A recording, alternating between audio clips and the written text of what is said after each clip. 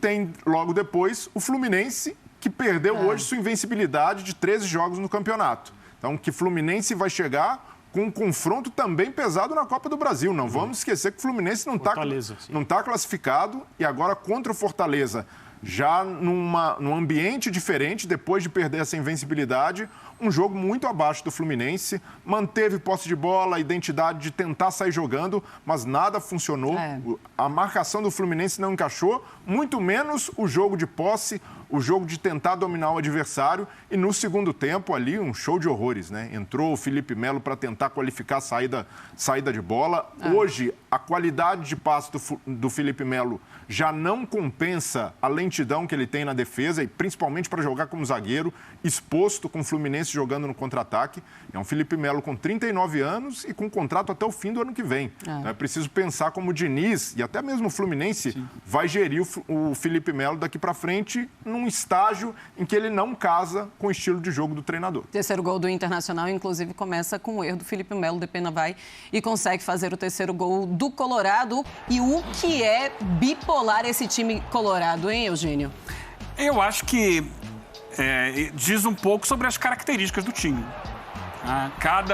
O tipo de jogo que ele vai enfrentar. O Melgar propôs uma situação ao Inter, o Fluminense propôs outra. E essa do Fluminense se encaixa muito no DNA do Inter e do Mano Menezes, que gosta de se fechar e gosta de apostar na transição em velocidade. E foi assim que ele fez mal, vamos colocar assim, ao Fluminense o jogo inteiro. Um Fluminense que normalmente, quando não consegue encaixar essa troca de passes no campo de ataque, cede muitos espaços nas costas da sua defesa. Isso tem sido do campeonato. Quando o jogo do Fluminense encaixa, muito bem. Quando não encaixa, ele sofre lá atrás. É que nessas 10 últimas rodadas, ele tem conseguido equilibrar isso. Em alguns momentos ele consegue fazer o primeiro gol, ele mesmo recua no jogo. Na semana passada, contra o Cuiabá, fez o gol com 1 minuto. E aí soube administrar, mas não vinha. O Fluminense já vem caindo de produção nas últimas rodadas. Vem ensaiando essa quebra da sequência de... Vem ensaiando. A situação do Felipe Melo, ela vem acontecendo... Que eu me lembro, contra o São Paulo ele entra no segundo tempo e o time sofre com os contra-ataques. Contra o Goiás ele entra no segundo tempo e o time sofre com passes errados dele. Semana passada a mesma coisa contra o Cuiabá. É uma sequência. E hoje explodiu no Inter que estava mordido. Mas, além de estar mordido... Não que o Fluminense estivesse fazendo um bom jogo sem o Felipe Melo, mas ele não melhora em nada, né? Eu acho que até piora a situação. Então, ele piora, porque ele dá muito espaço.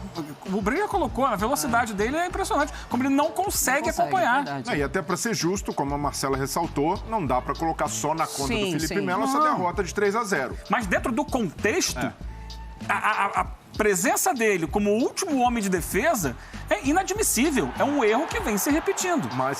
E aí tem a situação de como encaixar o Felipe Melo, porque como volante também, ele não mantém a intensidade de Martinelli, de André, de Nonato. São jogadores que correm muito, que circulam por várias faixas do campo. E o Felipe Melo, hoje, pela característica, pela idade, joga mais parado e está mais pesado, até pelo biotipo dele. Então, é um quebra-cabeças para o Fernando Diniz encaixá-lo, mas ele não deve jogar só pela hierarquia. Hoje, ele entra numa situação em que o Fluminense, o Diniz tenta qualificar a saída, porque o Inter estava marcando pressão, roubando muitas bolas lá, mas o Felipe Melo, a partir do momento em que ele não tem espaço para pensar, ele também não consegue jogar. Então, já não tem essa rapidez de raciocínio. Tem qualidade de execução. Com a bola no pé. E aí, os erros. A saída, ele não é um zagueiro, então ele sai atabalhoado no lance de impedimento do segundo gol. A gente vai discutir aqui esse impedimento, mas ele é salvo por isso, por essa marcação. E depois, no lance do alemão, que ele marca o segundo gol, Felipe Melo sai na corrida antes do alemão e chega depois. Então, não é um jogador que tem essa capacidade de recuperação. E no segundo, um erro de saída de bola, uma atuação ruim, sim, do Felipe Melo, mas é para o Diniz pensar em como pode encaixá-lo e como o Fluminense pode ter uma variação para quando os adversários marcarem sob pressão, não ter só o Felipe Melo de cartada. O Felipe Melo não pode ser a bola de salvação do Fluminense com 39 anos. O André Kfouri, o Felipe Melo, e a gente vai começar a ver cada vez menos o Felipe Melo nesse time do Fluminense, se você imagina? Se a gente for pensar em perfil de jogador, em perfil coletivo de futebol pregado pelo técnico, existe aí uma incompatibilidade, né? Mas se a gente pensar também num Felipe Melo em fases anteriores da sua carreira, sempre com um bom passe, boa leitura e uma cobertura de campo bem interessante, né? Estou falando de muitos anos atrás, né? O melhor Felipe Melo, talvez. Sim. Não haveria problema para ele fazer parte de um time que é dirigido com a cabeça do Fernando Diniz no que diz respeito ao olhar para o jogo mesmo. Agora, hoje, de fato, o jogo que o Fluminense fez foi muito ruim desde o início, e nas tentativas do Diniz de mudar, entre elas a entrada do Felipe Melo em campo, as coisas não funcionaram, na verdade funcionaram pior ainda do que já estavam. E poderia, inclusive, um Internacional se perder mentalmente naquele momento, porque era o segundo gol, seria o segundo gol, esse gol que foi anulado pelo VAR. Mas aí depois ele continua organizado, o Fluminense não consegue se encontrar no jogo e o Inter faz o segundo e depois o terceiro já nos acréscimos. Poderia, Marcela, poderia se perder ali, mas eu acho que naquele recorte de jogo já era um Fluminense muito mais olhando para o meio de semana, que dessa vez ele vai ter um compromisso no meio de semana, porque toda a análise que a gente faz do Fluminense do Diniz, que foi derrotado hoje, eu acho que ela cabe até os 55, 60 minutos, porque ele saca o Arias, ele vê que a coisa não está andando, Sim. Ele saca depois o Cano, ele saca depois o Ele Ganso. desiste, né? Então, o tal Fluminense do Diniz, que já tinha começado a ser desmontado com a dupla de defesa quando ele tira o Manuel, o Fluminense que toma 3 gols não é o Fluminense de Nino e Manuel, é o Fluminense das falhas do Felipe Melo que não encaixou ali.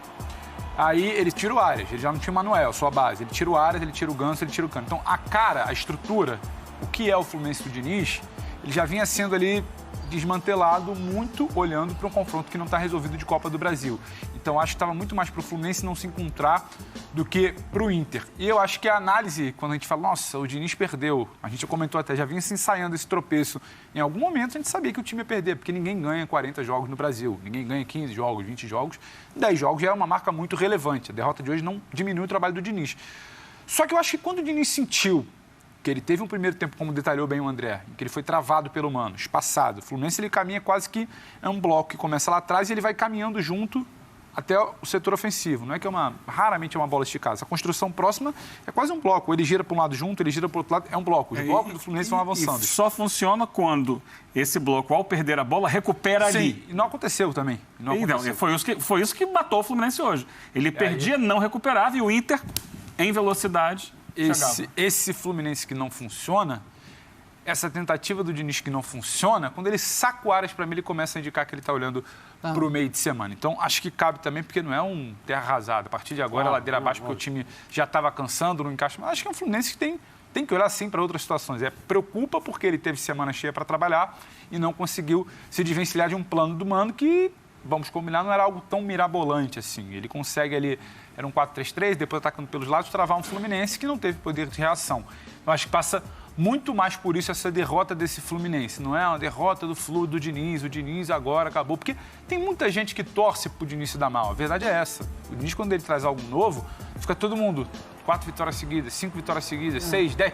Tá todo mundo ali esperando um momento para falar, eu avisei que esse time ia cair. Então, tem muita gente que espera essa derrota para falar, tá vendo, não é confiável, tomou 3 do Inter. Não, o time que toma 3 do Inter é um time olhando para quarta-feira, com o Felipe Melo na vaga do Manuel, um time que falha no final do jogo, e um time já completamente desmobilizado. E um Inter, dentro de tudo que você falou, mobilizado por essa recuperação. Claro. Acho que o contexto não pode ser deixado de lado quando o amigão lá tá ligando agora sem ter visto o jogo, quando vai abrir o jornal amanhã e falar, pô, 3-0, agora o Diniz já... Não é por aí. Acho que são situações... Mas nem de um lado nem do outro, né? Porque